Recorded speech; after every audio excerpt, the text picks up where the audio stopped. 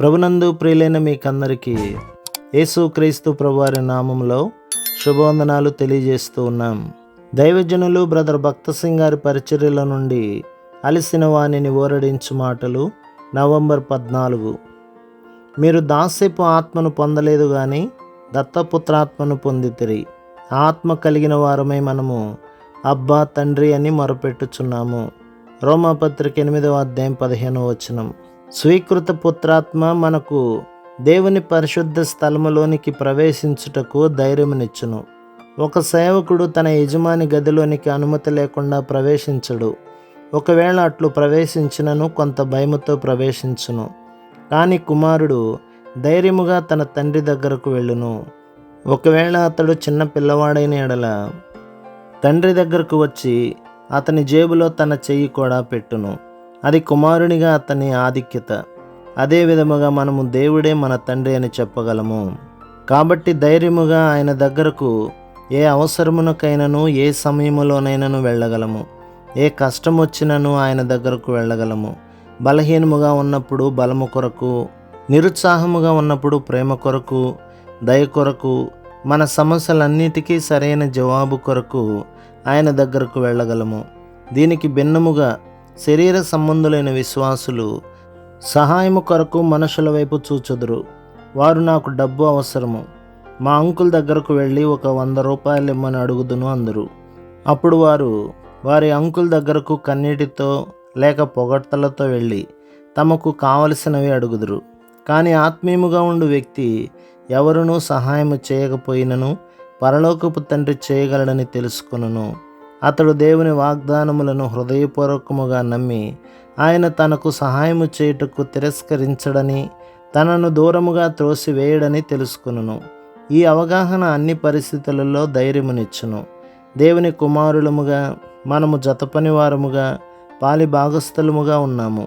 మనము ఆత్మీయముగా ఎదిగినప్పుడే ఎక్కువ పరిమాణములో ఈ ధైర్యమును అనుభవించగలము. శక్తిగల ఆత్మ. తిమోతికి రాసిన 2వ పత్రిక 1వ అధ్యాయం 7వ వచనం.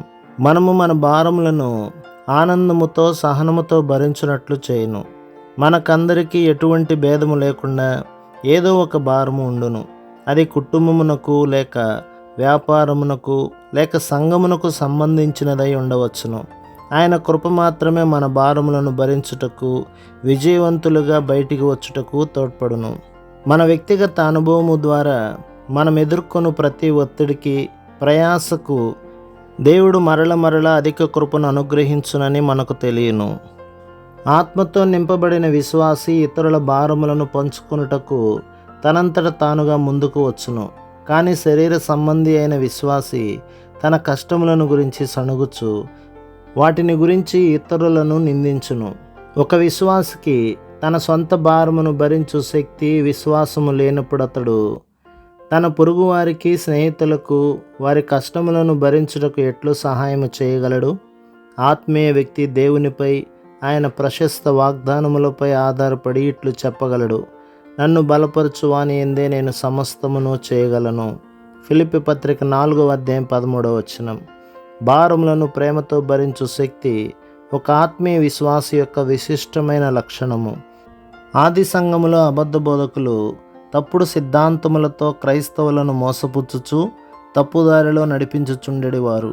వారి ఆలోచన కేవలము డబ్బు సంపాదించుటయే. రోమాపత్రిక 16వ అధ్యాయం 17-18 వచనాలు. శరీర సంబంధమైన క్రైస్తవులు సులభముగా మోసగించబడుదురు గాని ఆత్మ నింపుదల గల వ్యక్తి పరిశుద్ధాత్మాభిషేకము వలన సత్యమును వివేచించగలడు. యోహాను సువార్త 16వ అధ్యాయం 13వ వచనం. కాబట్టి అతడు తనను తప్పుదారి పట్టించు శత్రువు యొక్క మాయోపాయములకు వ్యతిరేకముగా జాగ్రత్తగా మెలకువగా ఉండును.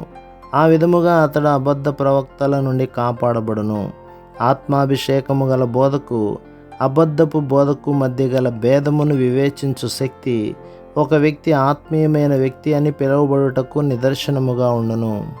ప్రభు మిమ్మును, మీ కుటుంబమును, మీ సంఘమును దీవించి ఆశీర్వదించునుగాక. ఆమేన్.